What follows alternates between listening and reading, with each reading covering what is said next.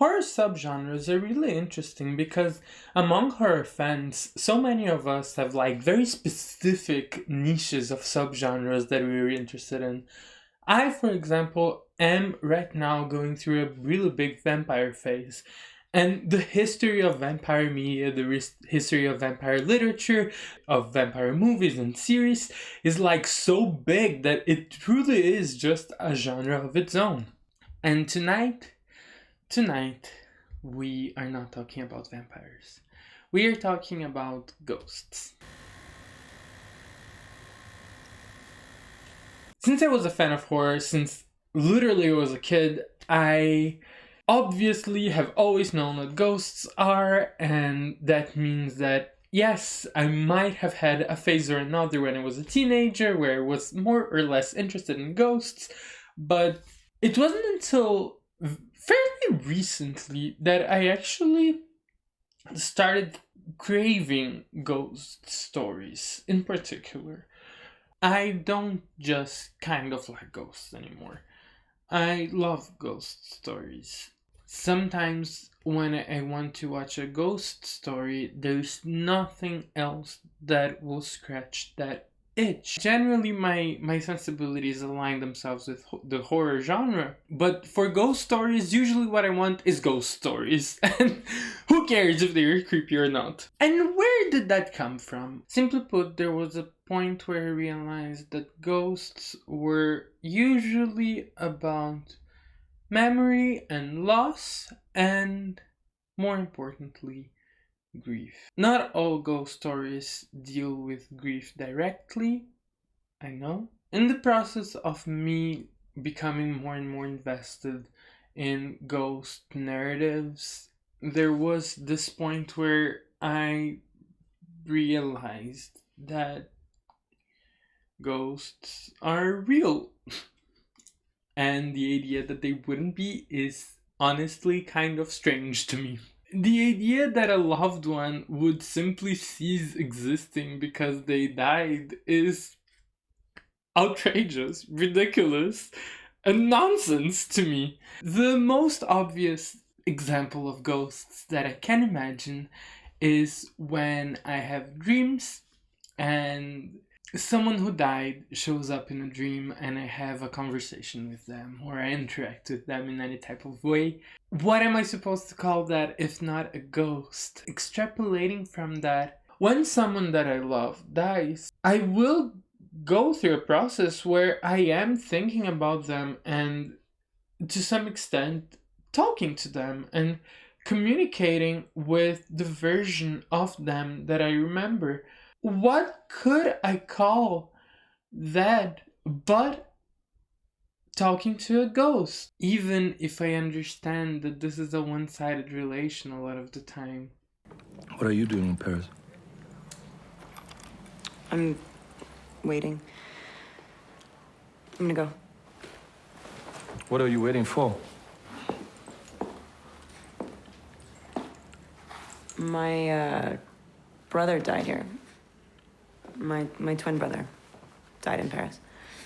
Unlike many other areas that I'm interested in, for grief, I never really had the impulse to read literature about it or read academic texts about it. I got curious about it and suddenly I saw myself talking to everyone around me about it, and I started like learning more by exploring what grief meant for myself instead of reading academic papers and psychiatrical research. Some people that I know have, so they mentioned some of it, but I really decided to make my own path with understanding how I can grieve myself. There's this one quote: "There's no wrong way to grieve, the only wrong way is not to grieve." To me, what that means in a very practical sense is we have to talk to ghosts. Whenever someone dies, we need to call them back and like have a chat and interact with them. I think that there are other ways to deal with things. I don't think that interactions must be as direct as what I'm describing here.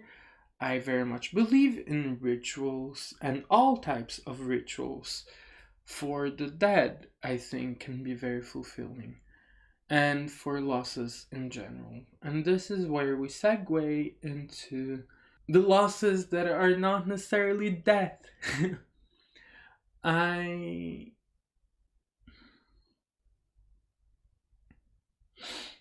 Someone who disappeared from my life, who hurt me tremendously and hurt so many people I love to no end, and who I have not interacted with in years, this year, over the summer, decided to show up in my dreams.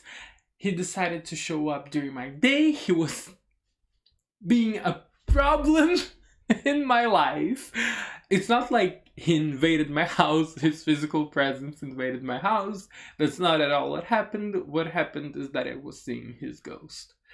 And his life, and part of the reason why he came to the surface with the ferocity that he did, is because I never really grieved for the relationship that wasn't anymore. Also this year, someone that I really loved in my adolescence died. Being visited by his ghost is always really nice. I'm always really happy to be visited by him whenever he does visit. But this new one, this one that decided to come over during the entire summer, I was not happy with him. In fact, I was enraged upon seeing him just burst through my brain. I saw myself having to deal with him somehow. I had to come to the realization that the only way for me to be able to deal with this would be to actually acknowledge this as an end, and acknowledge it as something that is over and something that is the past, and therefore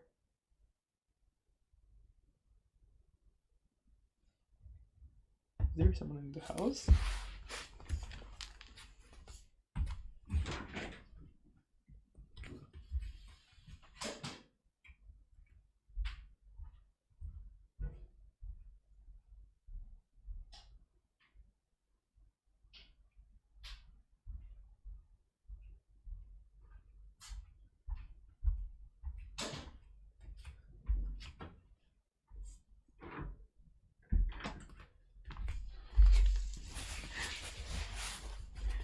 This is actually not planned, but it sounds like I have summoned the ghost, which is fine. It's like, it's there always anyway. It's always there anyway.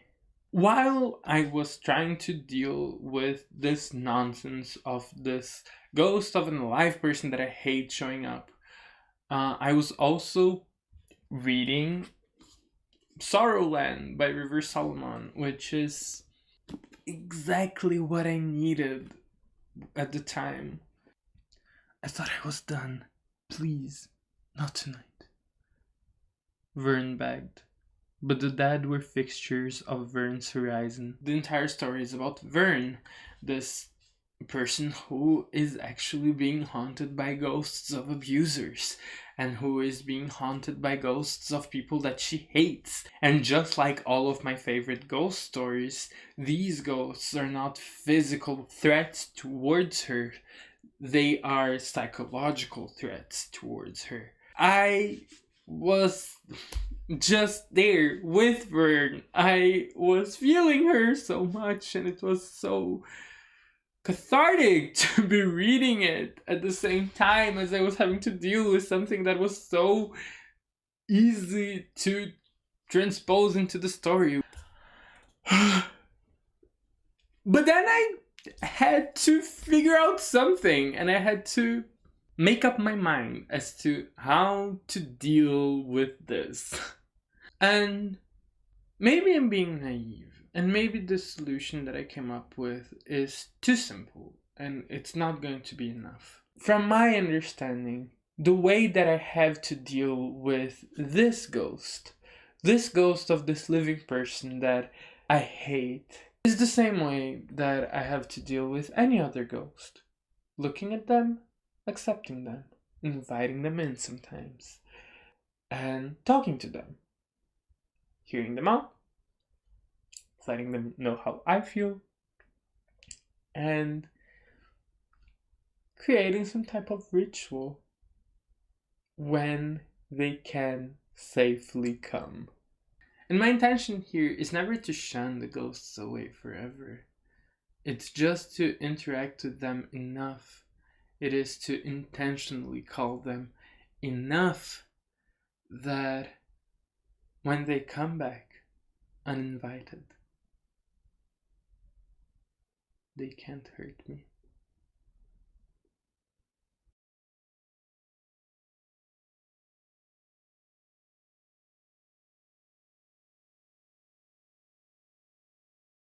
Hi!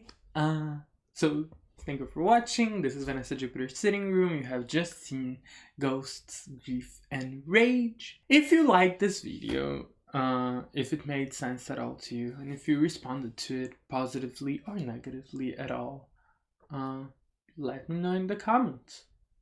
Like, share, subscribe, tag me on your Instagram story. Quote me on your dissertation thesis. Follow me on Twitter, follow me on Instagram, and I will see you next time. But don't have anything else to say in the comments. Also consider just saying how good I look today. I am loving this look, honestly. It's so simple and yet I am living for it.